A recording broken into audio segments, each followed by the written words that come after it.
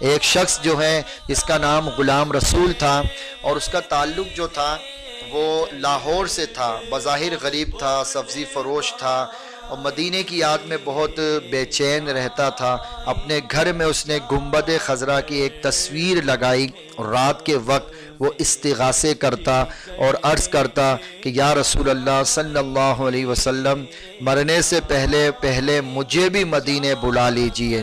استغاثے کر رہا تھا کہ کسی نے اس کے دروازے پہ دستک دی۔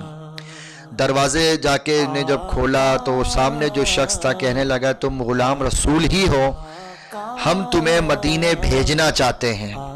اب غلام رسول کی آنکھوں میں آنسو آ جاتے ہیں، اور وہ کہتا ہے میں تو مدینے جانا تو چاہتا ہوں لیکن بظاہر میرے سے اسباب نہیں ہیں۔ وہ شخص کہتا ہے کہ آپ پاسپورٹ بھی بنائیں، سارا خرچہ میں تمہیں دوں گا، تم مدینے کی تیاری کر لو۔ اب غلام رسول مدینے کی تیاریوں میں لگ جاتا ہے، اور ایک دن ایسا آتا ہے کہ وہی غلام رسول گنبد خضرا کے سامنے حضور کے روضہ انور پر حاضر ہو جاتا ہے۔ رمضان کی گھڑیاں ہوتی ہیں، اور افطار کے بعد وہ لوگوں کو زمزم پلاتا رہا، کافی دن تک اس کے یہ معاملات رہے۔ جانے کا وقت جب قریب آیا تو گنبد خضرا کو دیکھ کر عرض کرنے لگا کہ یا رسول اللہ جا رہا ہوں اپنے وطن، پھر آقا بلا لینا۔ وہی غلام رسول اب مدینہ پاک سے جدا ہوتا ہے۔ جب مسجد نبوی سے وہ باہر کی طرف جاتا ہے تو دیکھتا ہے کہ 3 تاجر، وہی لاہور کے اس کے جاننے والے بھی ہوتے کیونکہ افطار میں وہ ملتے تھے۔ ایک کہتا ہے غلام رسول تم یہاں لوگوں کو افطار میں زمزم پلاتے رہے، آئندہ رمضان جب آئے گا تو سارا خرچہ تم مجھ سے لینا اور رمضان میں مدینے آ جانا۔ دوسرا تاجر بولتا ہے غلام رسول جب دوسرا سال رمضان آئے گا تو سارا خرچہ میں تمہارے گھر پہنچاؤں گا، تم نے رمضان مدینے میں کرنا ہے۔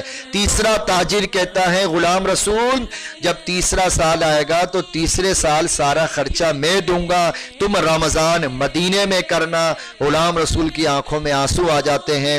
پھر وہ گنبد خضرا کے سامنے دوبارہ حاضر ہوتا ہے اور عرض کرتا ہے تو زندہ ہے واللہ، تو زندہ ہے واللہ، میری چشم عالم سے چھپ جانے والے۔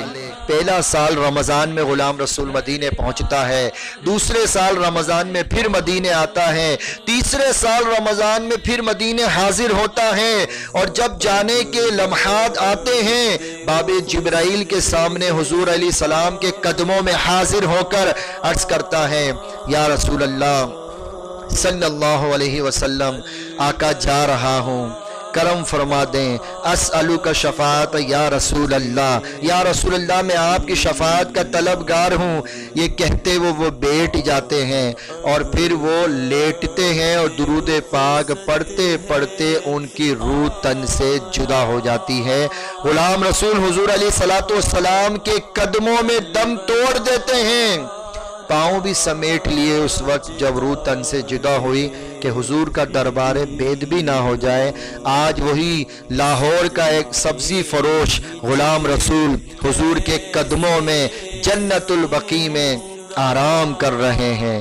کوئی آیا پا کے چلا گیا، کوئی عمر بھر بھی نہ پا سکا، جو روتا ہے اس کا کام ہوتا ہے۔ ہر طرف مدینے میں بھیڑ ہے فقیروں کی، ایک دینے والا ہے اور کل جہاں سوالی ہے۔